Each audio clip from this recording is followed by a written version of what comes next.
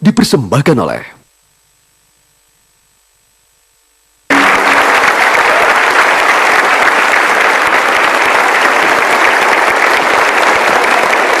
Ya, terima kasih. Jadi banyak orang yang panik, bahkan stres ketika menghadapi kenyataan dia harus pensiun dari pekerjaannya. Begitu juga mereka yang di PHK pada saat usianya sudah senja atau 50 tahun ke atas.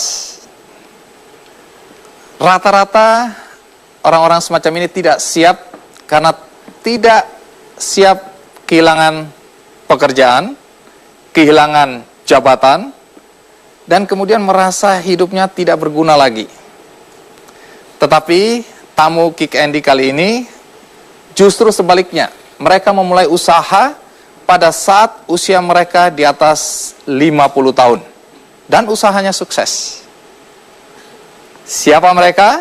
Salah satunya adalah Ibu Dias.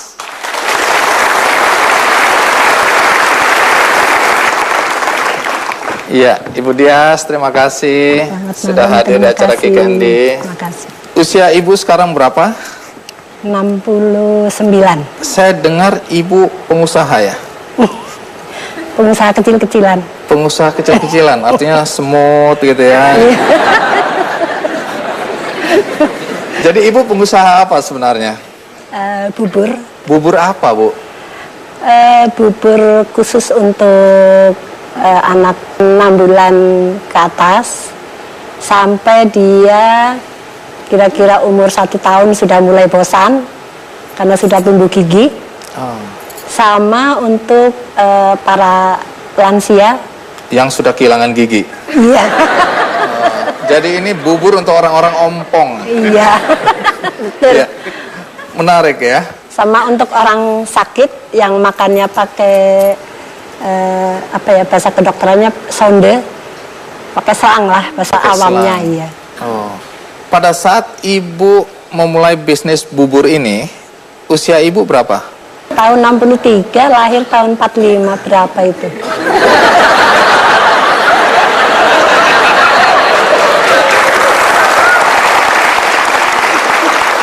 Iya. Baru kali ini saya bertanya pada narasumber, balik bertanya, dan pertanyaannya lebih sulit karena hitung-hitungan. Sebelum kita lanjutkan, menarik untuk mengikuti kisah tentang Ibu Dias berikut ini.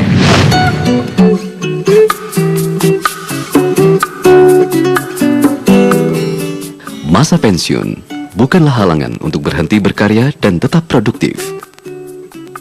Inilah yang menjadi dasar pemikiran Ibu Hajah Mardi Astuti atau yang akrab disapa Ibu Dias. Di masa pensiunnya, wanita kelahiran Kebumen 10 Desember 1945 ini mengembangkan usaha bubur bayi sehat. Ibu Dias merasa prihatin saat melihat banyaknya bayi di sekitar rumahnya mengkonsumsi makanan orang dewasa yang nilai gizinya tidak sesuai. Di tahun 2003, maraknya kasus gizi buruk membuat Ibu Dias semakin bertekad membuka usaha bubur bayi sehat dengan nama Bubur Bayi Ibu Hajah Dias. Bertempat di rumahnya di kawasan Kayu Manis, Jakarta Timur, Ibu Dias memulai usaha dengan modal awal sebesar Rp500.000. Pensiunan perawat di Rumah Sakit Cipto Mangunkusumo ini menggunakan pengetahuannya selama bekerja untuk membuat bubur yang komposisinya disesuaikan dengan kebutuhan gizi anak bayi berusia 6 bulan sampai 1 tahun. Ya, saya langganan dari anak pertama sampai anak kedua. Saya rasa ini rasanya aku bilang sih enak ya, terus aku pernah cobain juga dan ini ini rasanya bener gurihnya gurih bener-bener dari ayam, bener-bener gurihnya bener-bener rasa kaldunya bener aslinya gitu loh, bukannya bohongan. Lebih bagus yang ini dong dibanding instan. Harga sih terjangkau, lebih terjangkau. Dalam menjalankan bisnisnya, nenek dari 6 cucu ini dibantu oleh anak-anaknya. Setiap harinya ia menyediakan menu yang berbeda. Bubur bayi terbuat dari beras yang dicampur sayur, daging ayam, daging sapi, keju, hati ayam, dan lain-lain. Selain bubur bayi, kini Ibu Dias juga menjual nasi tim. Hebatnya semua barang dagangannya ini laku terjual hanya dalam waktu 2 jam saja. Meskipun usaha bubur bayinya sudah berkembang pesat, Ibu Dias tidak lupa dengan tujuan awal mendirikan bisnisnya, yaitu memenuhi gizi masyarakat dengan makanan sehat.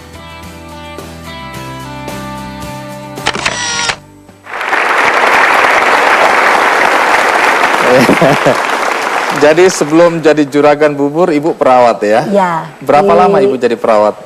Rumah Sakit Dr. Cipto selama 31 tahun. Ibu, biasanya kalau orang pensiun, itu kan maunya tidak bekerja, kumpul bersama keluarga, ya, bersama cucu. Iya. Kenapa Ibu justru sebaliknya? Pada saat pensiun, memulai usaha jualan bubur? Sebetulnya awalnya tidak punya bakat bisnis ya mungkin ya saya. Tapi karena saya pensiun, itu melihat keadaan lingkungan yang ibu-ibu gendong bayi, beli bubur ke orang dewasa, bubur ayam yang kadang-kadang didorong gerobak. Iya. Terus pulang tuh ibu-ibu, loh kok ayamnya dimakan sama ibunya, kerupuknya dimakan sama ibunya, Anaknya? anaknya makan apa ya? Oh, Anaknya jadi cuman bubur tok sama kecapnya, bubur polos. bubur Padahal sama ibu-ibunya kecap. biasa kalau beli, "Bang, ayamnya yang banyak ya, Bang." Rupanya Iya. untuk dia, bukan untuk anaknya Iya, ya. betul itu. Dan menurut Ibu Dias, bubur untuk orang dewasa sama bubur untuk anak-anak memang berbeda. Oh, jelas berbeda. Bedanya apa? Bedanya kalau berorang dewasa kan sudah pakai penyedap. Mungkin kecapnya pakai pengawet.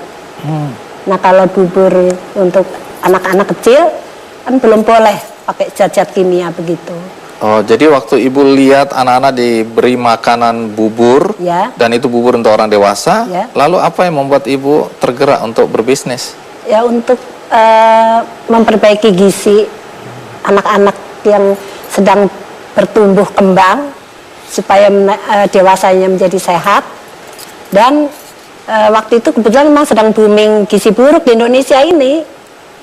Jadi Gitu. Ibu lebih tergerak karena melihat bahwa anak-anak generasi muda Indonesia ini terancam karena makan makanan yang tidak sudah sehat ya. mengandung kimia ya. Jadi bukan karena mau cari untung duluan, tapi lebih melihat bahwa generasi muda ini harus ya, diselamatkan. supaya sehat.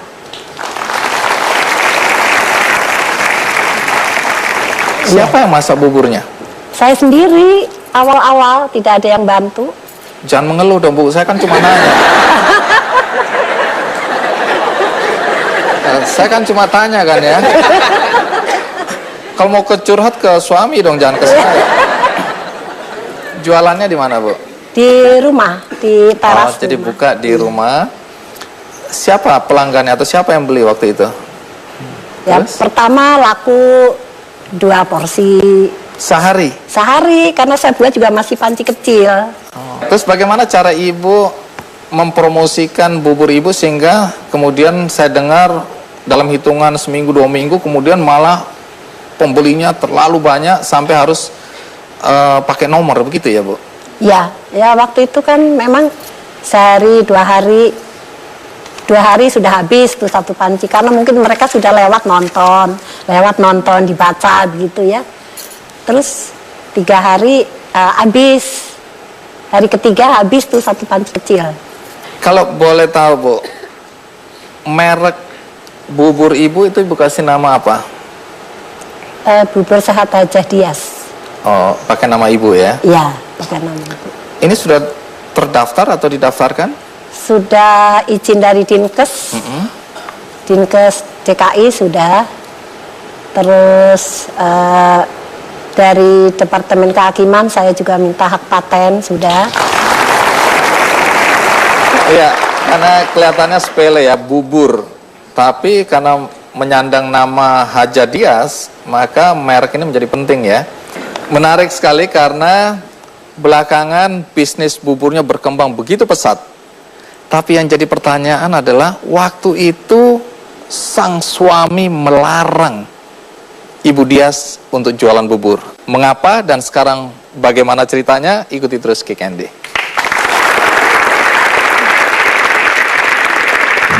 Kalau rata-rata 50 Ya 50 kali 100. Nah, kan lagi kan. Siapa yang punya kalkulator pinjam? Ini kelihatannya akan ada pertanyaan lagi ini. Didukung oleh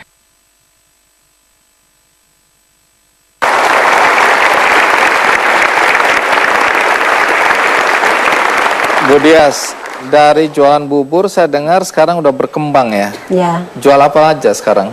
atas permintaan ibu-ibu, Bu Dias bikin itu dong nasi lembeknya atau nasi timnya begitu. Jadi saya tambah lagi gitu. Iya. Saya dengar ada apa, sari buah juga. Ya, ada sari buahnya juga. Jadi semua untuk memang Untuk konsumsi anak-anak. anak-anak ya. Oke, belakangan kemudian bubur untuk orang jompo, lansia maksud saya. Lansia, Iya. Bedanya tadi bubur untuk balita dan bubur untuk lansia. Sebetulnya perbedaannya tidak ada. Cuma karena biasanya untuk sarapan pagi, lansia itu membeli hanya untuk sarapan pagi, supaya pencernaannya tuh lancar. Karena kan kalau sudah lansia, umur lansia kan istilahnya ondosinya sudah berkurang. Nah, dengar-dengar pada awalnya suami keberatan ya, Bu Dias jualan bubur. Iya betul. Jadi waktu itu dilarang. Ya kata bapak, saya kasih waktu deh 1 minggu untuk berpikir, begitu katanya. Suami ada di sini, jadi kita coba tanya ya. Pak Jati, waktu itu kenapa Pak Jati melarang Ibu Dias jualan bubur? Begini Om Endi, saya ini keturunan dari etnis Jawa ya. Yang namanya orang tua saya itu Piai Kolot ya. Itu harga diri sangat dipegang teguh. Saya sebagai orang yang sudah bekerja sekian lama, menempuh karir, dan di Pertamina saya bukan ngomong sombong Pak Iri. Iya. Walaupun saya asal dari desa, tapi saya di Pertamina sebagai karyawan pembina. Itu bagaimana kawan-kawan ngelihat itu, kok Pujati pensiun jadi jualan bubur gitu. Jadi saya berpikir, ini apa maksudnya ini? Akhirnya saya tunggu, saya tanya, kamu mau jualan bubur itu maksudnya apa? Itu Pak, banyak orang-orang tuh pada kurang gizi di puskesmas itu perlu ditolong. Saya pikir-pikir, hampir saya sampai 1 minggu, saya pikir akhirnya, kalau istri saya niatnya baik, kenapa saya harus ngelarang ya? Akhirnya saya tanya bener, betul kamu niatnya mau jualan bubur bayi itu untuk menolong generasi muda? Kalau nawa itu kamu itu, oke, saya izinkan. Tetapi kalau nawa itu hanya kamu cari duit, enggak ada. Akhirnya Ya karena dia anunya mau memperbaiki gizi anak-anak bayi itu, ya saya izinkan.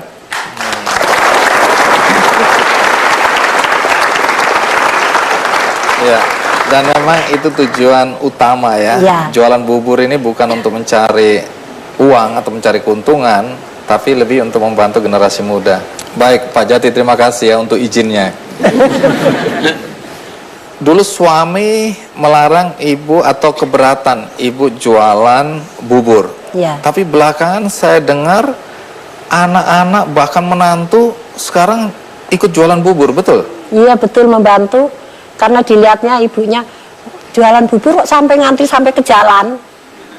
Mama boleh nggak tiru biar gizi anak-anak balita seluruh Jakarta ini bisa tertolong begitu. Anak pertama kemudian mulai jualan. Ya, anak pertama dulu. Anak pertama kerja di mana? Waktu jualan awal? Waktu jualan baru selesai kuliah S2. Jualan. Nggak malu ya? Nggak malu. Karena itu sama dengan ibunya, punya misi sendiri. Gitu. Nah, bahkan sampai anak pertama bekerja masih jualan bubur juga? Masih? Saya dengar kerja di bank ya? Iya, di DPS. Nah, itu nggak malu itu teman-temannya ngelihat dia kerja di bank kok jualan bubur? Karena begini, waktu itu banyak teman yang PHK, terus banyak temennya yang perempuan-perempuan tidak bekerja, Pas dihimpun lah sama anak saya itu, mau nggak nih saya punya ide begini-begini, ayo siapa yang nanti mau masak, siapa yang ini lah, itu terkumpul ternyata pada mau. Jadi yang PHK juga ikut jualan, kan hanya waktu 2 jam. Jadi setelah jadi jualannya sehari cuma 2 jam? Iya Pak. Langsung habis itu? Langsung habis. Makanya setelah teman-temannya dapat pekerjaan, istrinya yang nguruskan jualan begitu. Anak kedua kalau nggak salah juga langsung ikutan jualan bubur? Iya, istrinya yang mengelola. Oh, mantu ini ya? Mantu, ya karena anak saya kan pegawai negeri juga. Sekarang satu mangkok berapa sih Bu harganya? 3.000 3.000. untuk porsi anak-anak. Dalam sehari kalau semua, ini ada berapa, katanya udah punya banyak agen bubur ya? Ada berapa banyak Bu? Ada 123. 123 Seluruh agen? Jabodetabek. Seluruh Jabodetabek? Iya. Saya dengar bahkan di luar Jabodetabek juga ada? Ada di Bandung, Di Bandung? di Bogor, di Kerawang, Tangerang. Jadi kalau dilihat sekarang berapa mangkok yang terjual setiap hari kalau seluruh agen itu? Kalau rata-rata 50, ya 50 kali 100. Nah kan lagi kan. Siapa yang punya kalkulator pinjam? Ini kelihatannya akan ada pertanyaan lagi ini. Kalau bicara agen itu sistemnya apa? Franchise atau Beli putus. beli putus? Oh, nanti akan ada datang mereka beli berapa mangkok, porsi, terus nanti dijual sendiri-sendiri. 2 jam habis. Kalau ada yang kepingin jualan buburnya Ibu, gimana caranya? Boleh? Boleh. Nah, ini mungkin Mendaftar. penonton ada yang berminat. Jadi, caranya gimana Bu? Aturan mainnya gimana? Aturan mainnya ya pasang spanduk, beli spanduk dari kami.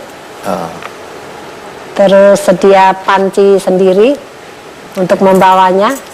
Oh, jadi saya datang ke Ibu, ke dapur di mana Ibu punya Ya. dapur, datang bawa panci. Ya, betul. Ini serius ini.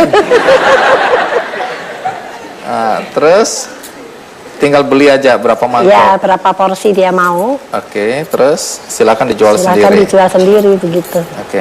Boleh tahu apa sebenarnya rahasia sukses? Kalau dulu bicara 2 mangkok sehari laku, sekarang bayangkan udah ratusan mangkok ya dalam sehari. Ribuan. Atau ribuan mangkok terjual. Iya. Apa rahasia suksesnya? Rahasianya dengan komitmen yang menjaga mutu, terus berhubungan baik dengan pelanggan, ada kita memberikan pendidikan mengenai sedikit-sedikit mengenai kesehatan baby. Jadi kan orang tertarik, oh beli sama itu ibu perawat yang tahu kesehatan gitu. Udah pasti buburnya sehat ya. Tiap hari dirawat soalnya. Bu, ke depan boleh tahu apa yang menjadi mimpi Ibu? Apa yang ingin Ibu kembangkan atau Ibu lakukan? Mimpi saya ya itu supaya sekarang kan sudah banyak yang meniru ya. Iya. Saya sih bersyukur, bukan pesaing, tapi saya bersyukur supaya anak-anak tuh jangan memakan makanan orang dewasa dulu. Mudah-mudahan mereka membuatnya standar kesehatan ya. Bahkan dari kota-kota di seluruh Indonesia tuh banyak yang menelpon saya. Bagaimana Bu kalau franchise ke Bandung? Bandung sudah ada. Franchise ke Surabaya, ke Pekalongan, ke Manado, sampai ke Papua, Manokwari ada yang telepon. Jadi urusan bubur ini serius sekali Bu Iya. ya. Dari Medan. Baik. Saya dengar bahkan Ibu ingin membuat atau mendirikan klinik ya, konsultasi gizi gitu Iya. ya. Dan Ibu aktif di kegiatan sosial saya dengar. Saya di Posyandu lansia untuk anak-anak yatim piatu. Saya berikan gratis sampai dia bisa makan nasi. Mulia sekali. Baik, Bu Dias, terima kasih ya sudah berbagi cerita kepada kami semua di studio maupun penonton di rumah. Mudah-mudahan misinya sukses dan Terima kasih. suami juga luar biasa mendukung apa yang dilakukan istri tercinta. Mudah-mudahan Tuhan membuka jalan makin banyak generasi muda yang sehat untuk bangsa ini ya. Terima kasih.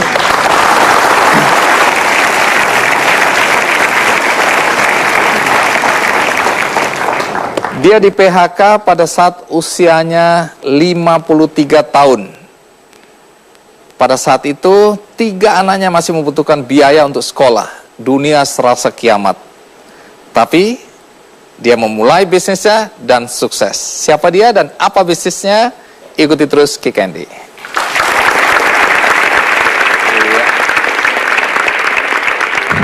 Saya buat sesuatu, rangkaian bunga kering. Didapat dari mungut di jalanan. Iya, mungut. Artinya nggak modal itu Nggak ya? modal. Iya. Ada yang beli nggak itu, Bu? Ada Pak, orang barat.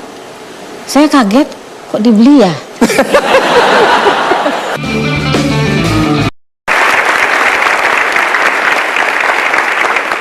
Banyak orang yang panik, stres, dan tidak siap menghadapi masa pensiun. Tapi tamu kita kali ini sebaliknya. Justru di masa pensiun, mereka memulai bisnis. Itulah topik Ki Candy kali ini. Dan tamu berikutnya adalah Iwayan Sukana dan Nimade Yuliani dari Bali. Terima kasih Ibu Yuli dan Pak Wayan. Selamat datang di acara Ki Candy. Terima kasih waktunya. Silakan duduk. Pak Wayan, silakan duduk. Saya dengar Anda berdua memulai bisnis di masa-masa usia pensiun. Persisnya pada saat umur berapa? 5354 lah. 5354. Iya. Apa yang terjadi pada Anda? Anda pensiun atau? Saat itu kami diminta untuk berhenti karena perusahaannya bangkrut. Diminta untuk berhenti? Iya. Itu namanya PHK, Pak. Oh iya. Iya. Baik. Ya, kalau boleh tahu usaha Anda sekarang ini apa? Produk spa dan spa sendiri. Produk spa dan spanya. oh, dan spanya sendiri. Iya. Jadi punya usaha spa sekarang Ada. ini. Nama produknya apa? Bali Tangi. Bali Tangi. Bali Tangi. Oh, ini produk yang cukup terkenal di Bali ya. Dan di Indonesia. Mudah-mudahan. Menarik sekali. Baru sekarang saya ketemu siapa orang di balik Bali Tangi ini. Ternyata Anda berdua ya. Tentu menarik mengikuti kisah Pak Wayan dan Ibu Yuli. Tapi sebelum itu, bagaimana kalau kita simak kisah mereka berikut ini? Dalam kemurnian fajar Pulau Dewata, tersirat rahasia semesta karya leluhur.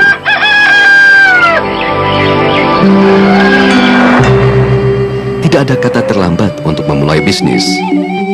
Berawal dari mengalami pemutusan hubungan kerja atau PHK di usia 53 tahun, Iwayan Sukana kemudian bangkit dan membangun bisnis produk spa Bali Tangi bersama istri tercinta Nimade Yuliani. Bali Tangi berdiri sejak tahun 2000 dan merupakan perusahaan yang memasok pernak-pernik kebutuhan spa dan kosmetik. Seperti sabun, lulur mandi, aromaterapi, dan masih banyak produk lainnya.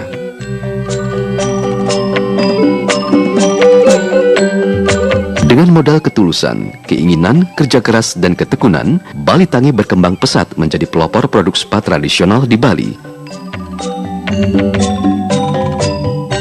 Dengan terus mengembangkan produk yang bervariasi dan menggunakan bahan alami organik tanpa menggunakan tambahan bahan kimia sintetik.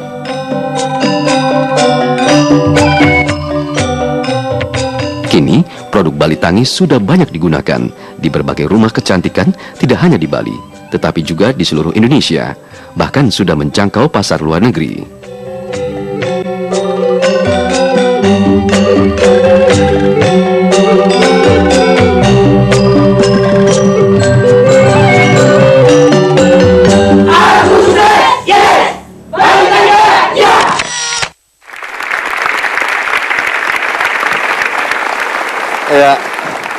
Saya masih ke Pak Wayan dulu. Jadi waktu itu perusahaan Anda bangkrut. Kemudian Anda di PHK. Dapat pesangon nggak waktu itu? Waktu itu dapat 6 juta. Pesangon 6 juta. Iya, Ini tahun berapa ini? tahun 1998. Oh, pada saat krisis ya? Iya, pas gitu. Oh iya, pantas banyak perusahaan waktu itu harus ditutup karena krisis ekonomi. Dengan uang 6 juta itu, apa yang Anda lakukan? Karena saya merasa masih sehat, jadi saya belikan utuh uang itu mobil High-Jet 1000. Bagaimana kondisi ekonomi Anda waktu itu, waktu kena PHK? Sangat pas-pasan. Ibu Yuli waktu itu bekerja Kerja sebagai perawat. Tapi saya setelah pulang dari Jakarta udah nggak kerja, Pak. Sempat ikut dia di Jakarta waktu di PHK, dia kan di Jakarta. iya. Pulang ke Bali dan tidak ada yang mau terima saya lagi, umur udah tua. Udah 53 umur saya. Nggak ada yang mau nerima kerja Ada, tapi gajinya cuma 250. ribu. Iya. Terus suami saya bilang, sekarang kita berhenti yuk jadi buruh. Coba kita usaha sendiri. Gitu. Nah, kenapa Anda waktu itu terpikirkan dibelikan mobil High-Jet? Ini udah pulang ke Bali nih ceritanya. Iya, saya bawa pulang. Beli mobilnya itu di Jakarta. Terus? Saya bawa pulang ke Bali. Gitu. Apa yang terpikirkan sehingga Anda membeli mobil? Jadi tadinya saya kan jadi salesman di perusahaan obat. Jadi saya pikir masih bisa ya jualan kesana sini lah dengan pakai mobil itu gitu. Tapi bukan jualan obat lagi. Jual apa? Itu jual aksesoris. Kenapa kok terpikirkan aksesoris? Dari jual obat ke aksesoris? Karena waktu itu keuntungan lumayan. Jadi saya melihat keuntungannya, Pak. Aksesoris apa yang Anda jual? Ya jual bandu, jual gelang, jual leotin, jual cincin gitu. Dapat dari mana itu? Ada tokonya yang khusus jual itu di Denpasar. Jadi saya keliling jual itu. Ibu Yuli bantu jualan atau? Ya, saya buat sesuatu karena waktu saya di perawat juga saya banyak dapat ya. Jadi saya bikin garland, Pak. Itu kita karena dengan mobil skater itu kita mungut-mungutin bunga-bunga kering, buah-buah kering di pinggir jalan. Terus kita buat rangkaian bunga untuk Natal. Kebetulan ada juga yang beli, jadi sambil jualan aksesoris saya buat sesuatu rangkaian bunga kering Didapat dari mungut di jalanan? Iya, mungut. Artinya nggak modal itu ya? Nggak modal. Iya. Ada yang beli nggak itu, Bu? Ada, Pak, orang barat. Saya kaget kok dibeli ya.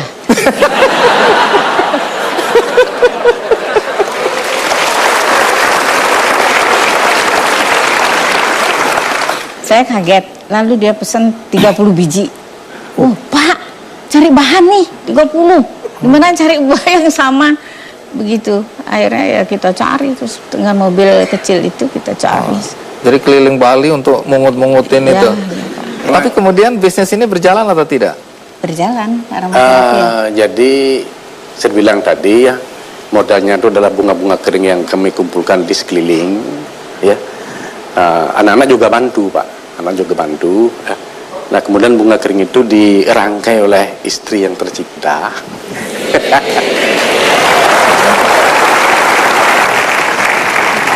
Jadi ibu merangkai terus? Iya.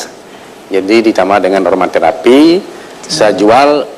Memang saya jual ke toko-toko tuh nggak, tadinya kurang laku, Pak, kurang laku. Nah, kemudian saya ingat tahun 74-84 kan saya 10 tahun di hotel, Pak. Jadi saya tahu betul kalau orang yang dari luar negeri itu kalau datang ke Bali pasti dia menukar uangnya dengan uang rupiah. Nah, jadi rangkaiannya itu saya jual ke dua tempat sebenarnya, Pak ya. Itu di Kutu Square namanya, tempat orang yang mau keluar negeri pulang, dan di airport. Nah, kemudian teman saya di airport ada. Nah, rangkaian ini saya sebut dengan exclusive souvenir from Bali. Apakah eksklusif sudah saya nggak tahu itu, Pak. Ya nggak tahu saya itu. Asal tulis saja. Keren ya, nggak ada duanya. Wong ngawur itu. Nah, benar itu, benar. Baik, kami semua penasaran ini. Dari orang yang kena PHK, pesangon 6 juta, bisnis karangan bunga yang nggak jelas tadi, ya. Kemudian bisa jadi pengusaha produk-produk spa yang sekarang ini sangat dikenal dan bahkan punya spa sendiri. Menarik untuk mengikuti kisah sukses Pak Wayan dan Ibu Yuli. Tapi kita rehat sejenak, ikuti terus Kick Candy.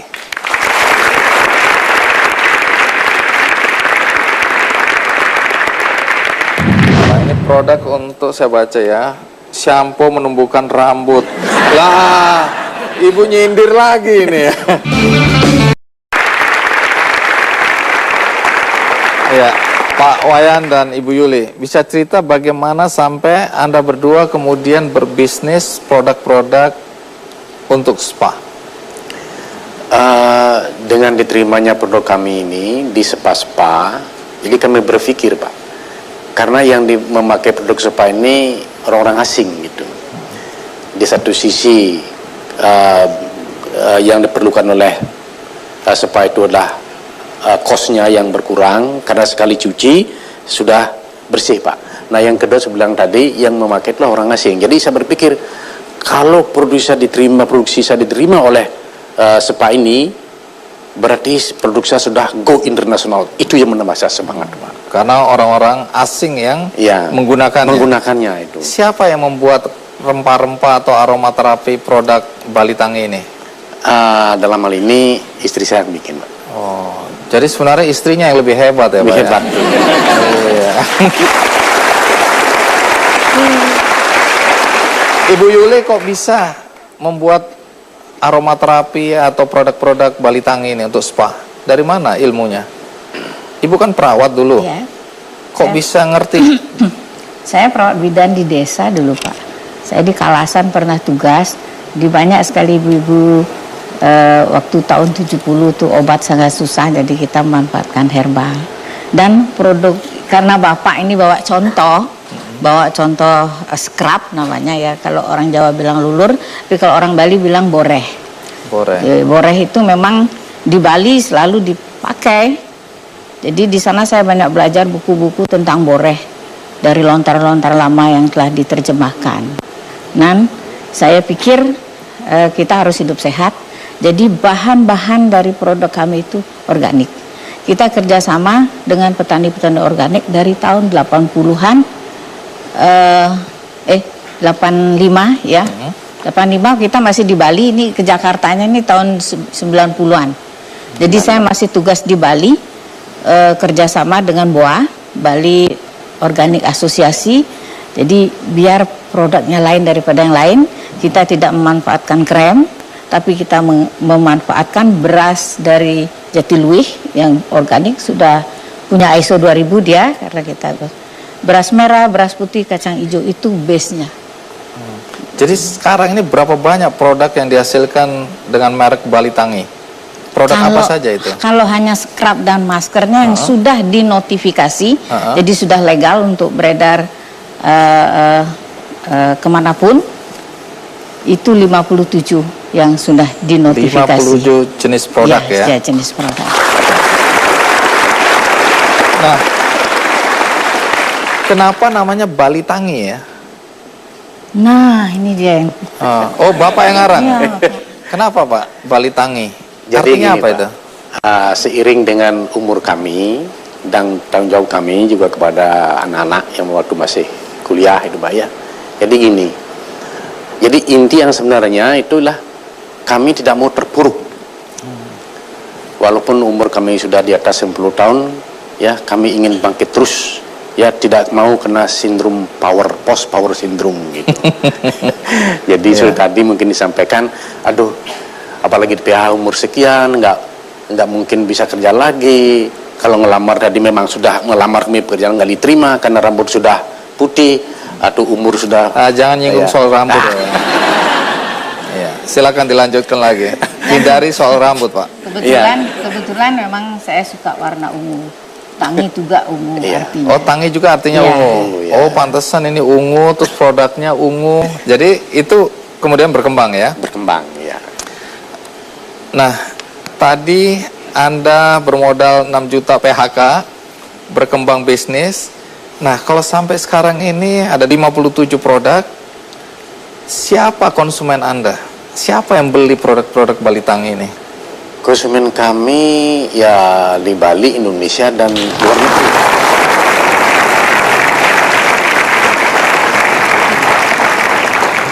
Saya dengar bisnis Anda berdua ini sempat naik turun, bahkan waktu bom Bali itu Ya. menghadapi tantangan berat ya, tapi faktanya sampai sekarang ini sukses. Tapi yang menarik juga adalah dalam rekrutmen pegawai atau karyawan, saya dengar Pak Wayan dan Ibu Yuli merekrut tenaga-tenaga yang putus sekolah begitu ya. Kenapa begitu? Nah, silakan ya, Pak. Ini Pak, setelah bom tuh banyak sekali orang di PHK Pak. Terus kita berpikir harus ada home spa nih. Jadi ibu-ibu yang kebetulan tidak ada pekerjaan, kita latih untuk jadi spa terapis, ajar massage, ajar scrubbing. Kita punya pijat memang beda, namanya Jepun Tantra Massage. Jadi berbasis dari yoga. Jadi kita mengajari mereka, jadi mereka bisa sambil ngurus anak, sambil kerja. Dan juga produk-produk kita seperti baju-baju ratus, baju-baju kotak kantong-kantong itu anak-anak difabel yang buat di Yayasan Senang Hati. Mereka yang buat. Dan saya dengar sudah mulai punya rencana untuk buka warung. Warung apa ini? Warung sehat. Warung sehat. Ya, mengajak ibu-ibu makan makanan organik tradisional. Jadi organik itu tidak mahal. Ya, sayur rebung masih organik. Jantung pisang juga masih organik itu. Jadi kita ingin mengajar ibu-ibu juga mengolah makanan secara organik, karena kan kita tahu banyak orang sakit karena makanan. Ya. Terakhir. Ya. Pak Wayan sekali lagi di PHK, uang cuma 6 juta, kemudian bangkit dan bisa seperti sekarang. Adakah pesan yang ingin disampaikan kepada mungkin teman-teman seusia Anda yang sedang siap-siap pensiun atau bahkan kena PHK? Apa yang bisa Anda bagikan untuk mereka? Kami dengan mengajaklah ya. Mari kita manfaatkan waktu kita di senja ini, karena kami yakin kalau masih sehat, maka produktivitas kita tuh masih bisa dimanfaatkan, bisa kita sampaikan kepada orang lain. Karena intinya setelah seperti kami sekarang rasakan ini, mari kita sharing kepada teman-teman yang lain, ya, untuk saling membangkitkan semangat untuk lebih maju, lebih bisa berpikir lebih cerah. Karena kami yakin kalau kita bisa bekerja, ya, kita bisa beramallah kepada yang lain dan bisa berkomunikasi, dan itu akan menambah semangat, lebih semangat lagi untuk menikmati hidup ini, Pak. Iya, baik. Terima kasih Pak Wayan, Ibu Yuli, terima kasih banyak. Sedikit tuh, Pak Andi, ini Oh. beberapa produk kita. Saya dapat juga. Ya, Pak. Wah, ini produk untuk saya baca ya. Shampoo menumbuhkan rambut. Lah, Ibu nyindir lagi ini ya. Ini produk apa ini, Bu? Ini sabun-sabun Pak yang dibuat dari herbal. Ada dari daun kelor, ada dari daun nem, ada dari arang, tapi kebetulan arang dari buah-buahan juga. Semua di dalamnya ada bahan-bahan 100% Ini untuk pria juga? Indonesia, pria dan wanita. Tapi kenapa saya saja yang dapat? Oh enggak Pak, Ada ada lagi? 15 untuk Untuk penonton teman-teman, 15 ya, 15 paket. produk ini, paket. Paket ya. Oke. Karena penontonnya ada 2 juta hari ini, kita undi aja ya. Ini sesuai amal dan ibadah. Baik, sudah disiapkan memang, Bu. Ibu silakan ambil 15. Siapa yang beruntung? Nanti semua paket spanya ini akan langsung diserahkan. Jadi angkat tangan aja ya.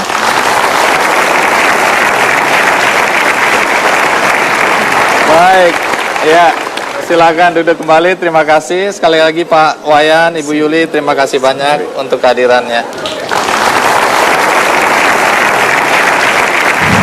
Nanti kalau dia mau kredit rumah dilarang, Pak. Itu bisa 10 tahun makan roti dia.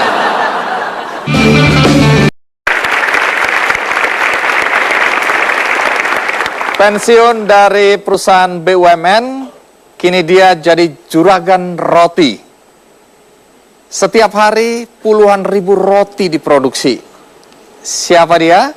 Mari kita sambut Sukandar Katri Joko. Pak Sukandar, terima kasih banyak sudah hadir di acara Kick Candy. Ya.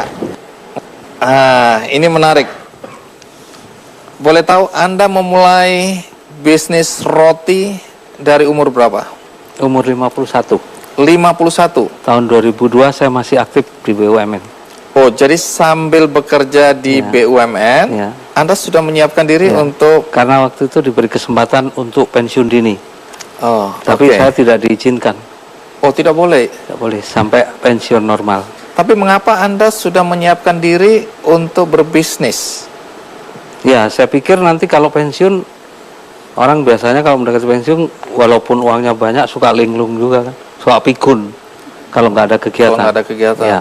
Pak Sukandar, pada awal Anda memulai bisnis roti, itu berapa banyak roti yang diproduksi sehari?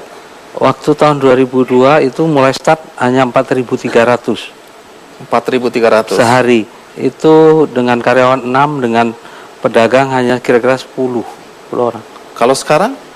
Sekarang rata-rata sehari bisa 40 sampai 45 ribu. 40 sampai 45 ribu roti yang diproduksi. Ya. Dan habis terus. Dan habis terus.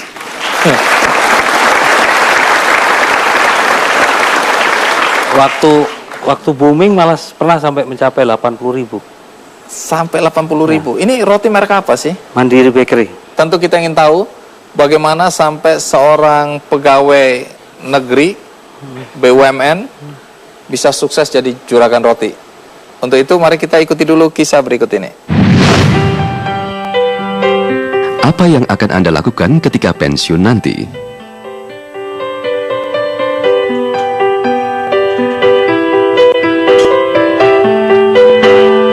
Dalam kenyataannya, sebagian besar karyawan atau mereka yang sudah bekerja di perusahaan dalam kurun waktu tertentu ternyata masih cemas apabila memasuki masa pensiun. Namun tidak dengan Sukandar Katri Joko.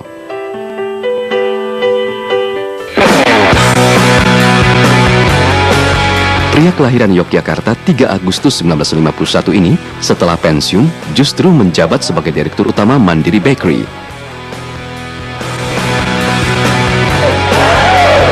Usaha yang dirintis sejak tahun 2002 dalam mempersiapkan masa pensiun ini terus mengalami perkembangan yang pesat. Roti memang bukanlah hal yang baru baginya. Dirinya pun mengaku sering berjualan roti saat masih bekerja sebagai tenaga ahli di salah satu BUMN di Indonesia.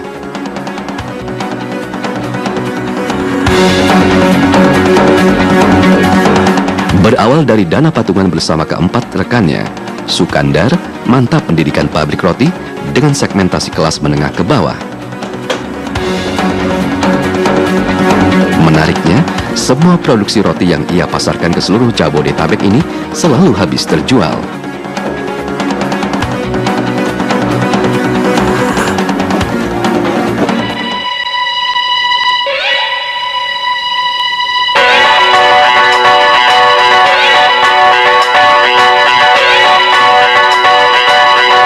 Sukandar telah membuktikan bahwa sukses di usia senja sangatlah mungkin jika kita mau fokus, bekerja keras dengan ikhlas, dan tidak semata-mata mengejar keuntungan.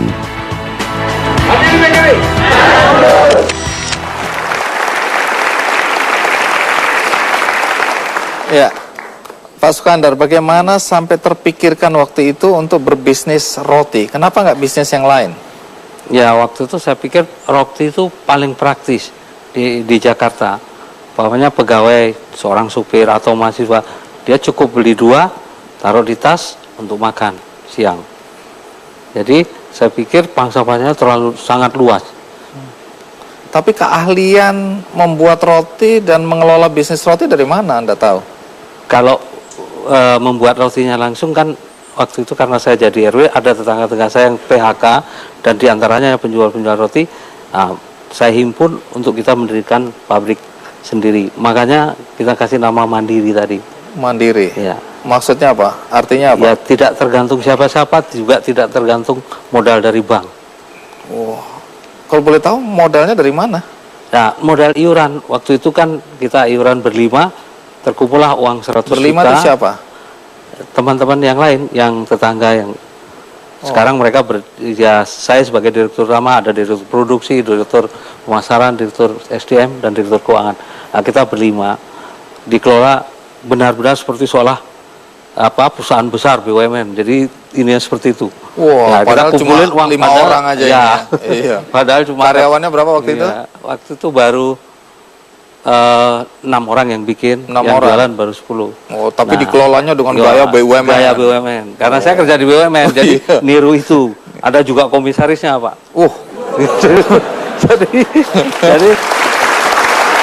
jadi waktu bikin surat-surat akte itu ke notaris, kan harus ada komisaris. Saya Jadi sebagai dirut ada komisaris anak saya sendiri. Ya kerjaannya ngomel aja. Jadi kalau pabrik roti di pabrik datang ada puntung rokok, mulai marah aja. Anaknya? Ya kerjanya cuma itu. Marahin bapaknya? Marah, Bapaknya nggak berani, uang komisaris.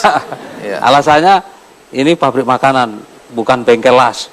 Kenapa masih ada puntung rokok di lantai? Alhamdulillah semua bisa bersih. Sampai sekarang ya? Sampai sekarang.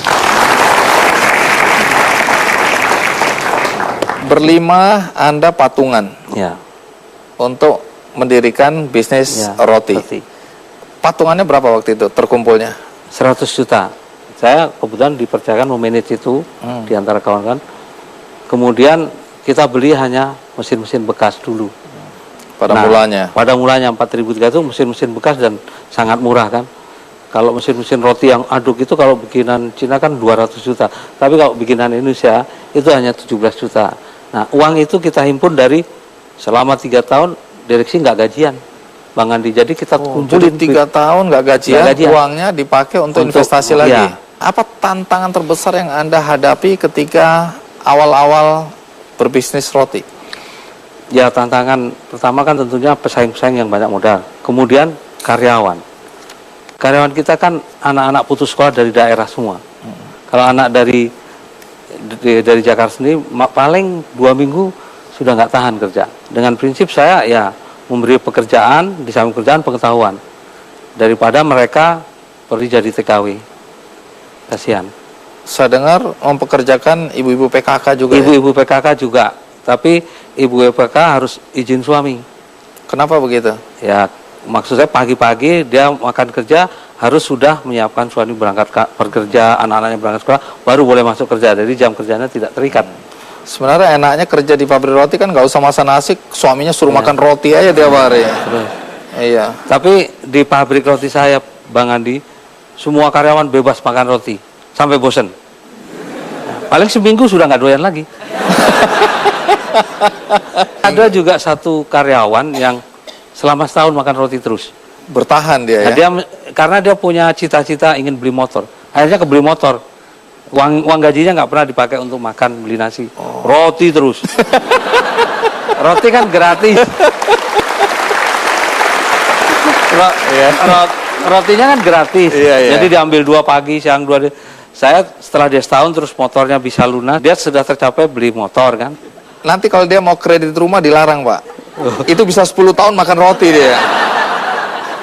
Tentu kami ingin tahu kisah sukses Anda berikutnya ya. Apa yang membuat Anda bisa sukses jadi juragan roti. Tapi kita rehat sejenak. Saya akan segera kembali.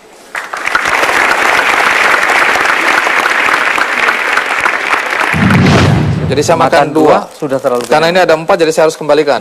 Oh. Ini kan ada 6. Oh, ada jadi 6. Pagi 2, siang 2, sore 2.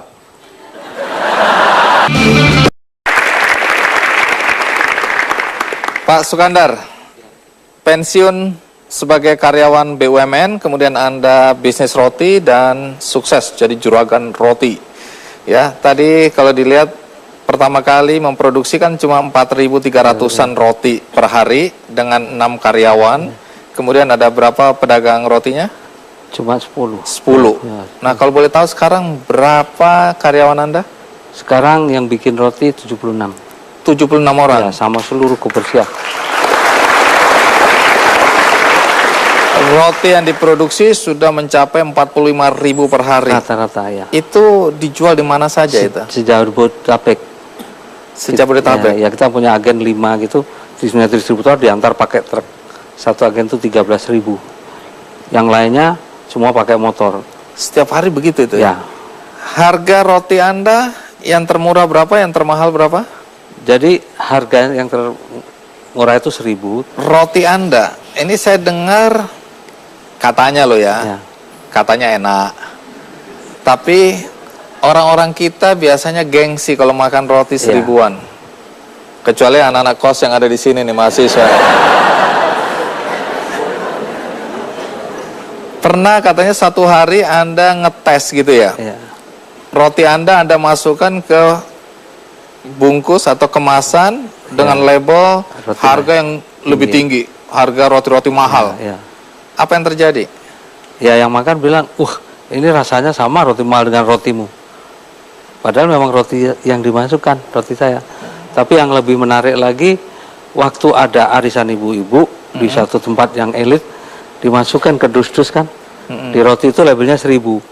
Waktu selesai arisan, semua dus itu ada di sampah, roti saya utuh semua. Jadi nggak ada yang mau Ada yang makan? nggak mau makan. Karena? Ya 1.000. Oh, Suatu hari dites lagi, bungkusnya dilepas. Terus kardus itu taruh di sampah, nggak ada lagi roti saya. Artinya dimakan semua. Ya, itu di dompet perumahan yang elit.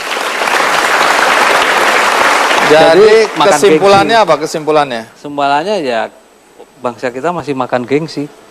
Oh, makan merek ya. Ya, makan merek. Begitu ditaruh di merek yang bagus, yang mahal, Ya. habis. Begitu dikasih 1.000, nggak ada yang mau. makan.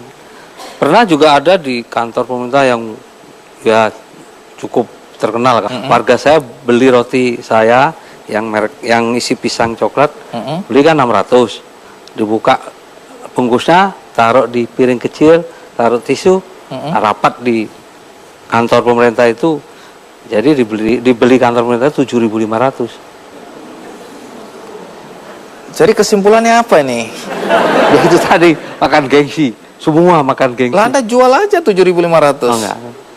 Karena dari awal kan saya 1.000 itu pasarnya menengah ke bawah. Memang Ada juga teman-teman yang beli roti dari saya disobek, terus dia bikin bungkus sendiri pakai kasih nama anaknya jadi 2.000. Dari 600 jadi 2.000. Ya laku juga. Artinya kadang-kadang orang hanya membeli kemasan ya, bukan rasa. Ya. Padahal roti Anda enak, tapi kadang-kadang karena harganya Ya. ada orang gengsi beli. Tapi Anda tidak mau menaikkan itu. Enggak. Karena memang tujuan Anda Ya, itu. agar masyarakat menengah bawah bisa menikmati Ya. roti buatan Anda. Jadi itu bagian dari tujuan ya.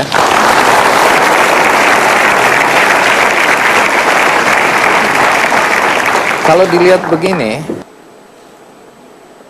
Anda mengisi hari-hari Anda dengan kesibukan. Ya. Apakah Anda melihat orang-orang yang pensiun kemudian merasa gelisah, merasa tidak nyaman, itu perlu mengikuti jejak Anda atau ada cara lain yang Anda pikirkan bagi mereka? Saya kira setiap orang yang pensiun tetap harus bergerak dalam artinya punya kegiatan. Kegiatan itu pertamanya tidak perlu harus mendapatkan uang, tapi kegiatan hobi. Nah, nanti setelah mengamati hobi, terus menganalisa, baru tentukan kita mau apa. Kalau kita memang mau bisnis, pilih. Dan nggak usah ragu-ragu. Nah, tadi pergerakan tadi, kita bergerak punya kegiatan tidak harus mendatangkan uang dulu. Tapi mungkin cari relasi dulu, apa dulu. Jadi, pasti akan ada ini. Banyak contoh kok Pak. Jadi Abang Andi seperti Charles Bronson. Dia berhasil setelah umur 59. Charles Bronson itu bintang film. Mungkin Bintang film. anak-anak muda nggak kenal Ya, itu. Mungkin kenal. seumur kita yang kenal, Ya. Pak. Nah, terus Yang Mendem itu, Mendem. terus Kolonel Sanders. Pensiun kolonel, terus didirikan KFC. Seluruh dunia tahu. Jadi Kolonel Sanders itu umur 65, mulai bisnis. Nah. Kemudian ada Roy Kroc. Roy Kroc ini yang membeli dan mengembangkan merek McDonald. Itu pada usia 52 tahun dia mulai berbisnis. Dan dalam catatan saya juga ada John Pemberton, ya. Ini yang merintis Coca-Cola. Nah, itu dia memulai pada usia 54 tahun juga. Jadi artinya usia Nggak ada pensiun itu ini nggak ada halangan. bukan halangan ya? Halangan. Nah, contoh aja Mbah Surip. Wah, Mbak Nah, Surip. dari tua terus langsung terkenal kan. Terus satu lagi yang itu Mbah siapa itu yang di Gunung Merapi itu. Mbak Marijan. Sudah tuh baru dia terkenal kan. Oh, setelah Artinya tuanya ya. tidak ada halangan usia tua. Ya artinya harus ada kegiatan, apalagi kalau menghasilkan baik. Terus lihat sampai suatu hari kalau jatah umur kita habis, kita dipanggil Allah, tersenyumlah kita. Ya, menarik, tersenyumlah kita. Baik, Pak Sukandar, ada sesuatu yang mungkin Anda ingin sampaikan kepada penonton berkaitan dengan usia pensiun baru mulai bisnis? Ya, saya katakan bahwa usia pensiun tidak menghalangi kita untuk bisnis. Jadi kita tetap bergerak, tetap ada kegiatan walaupun awalnya tidak menghasilkan uang. Tapi kita mengamati, menganalisa, kalau sudah kita yakin, tentukan apa yang kita akan lakukan. Jadi bukan halangan. Daripada pensiun, banyak uang, stres, paling susah lagi power syndrome. Mau merintah orang nggak bisa, merintahnya hanya pakai uang. Nah itu kurang baik. Makanya saya katakan tadi, tetap terus ada kegiatan. Sampai suatu hari tadi, jatah umur habis, kita tersenyum dipanggil.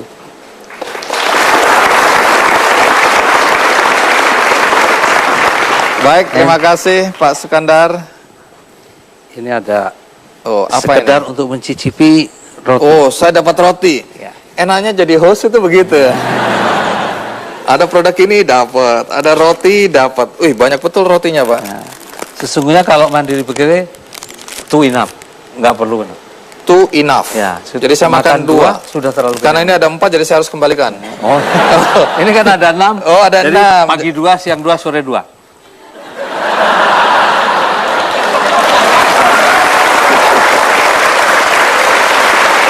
Iya, iya. Tapi kenapa saya saja yang dapat? Ya nanti audiens dibagi juga semua. Semua audiens Ya, dapat mencicipi roti. Coba, oh ada itu. Jadi semua dapat ini ya. Oke, masing-masing penonton dapat berapa? 2 saja cukup. Too enough. Pagi 2, siang 2, malam 2. Iya. Baik, semua punya kesempatan untuk menikmati roti mandiri ya. Sekarang yang sudah dapat roti, diangkat rotinya, coba kita lihat. Terima kasih. Di ujung acara ini saya akan bagikan satu buku yang membuat Anda lebih bahagia. Judulnya Bahagia Sekarang Juga. Bahagia di masa sulit dan ikuti kata hatimu. Dan ini akan saya bagikan satu-satu untuk Anda semua yang ada di studio.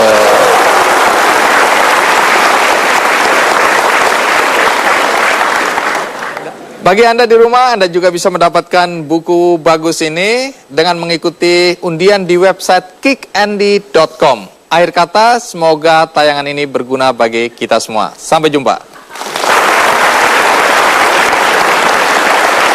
Bye.